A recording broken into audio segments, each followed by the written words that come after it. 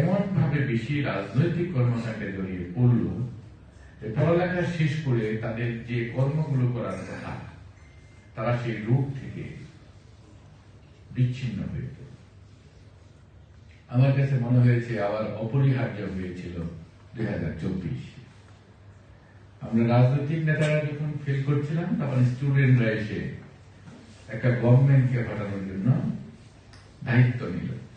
হাজার হাজার স্টুডেন্ট দেখলাম। এখন আমার কাছে জানি কেন মনে হচ্ছে যে এবারও ওই 70, ওই 90, আবার 2024 আমরা কিছু মেধাবী জেনারেশন মেধাহীন জেনারেশনে পরিণত।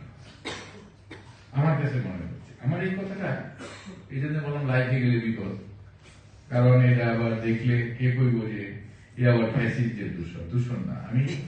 আমি ভাবি আমার প্রজন্মদের নিয়ে পড়ালেখা তো করেছি,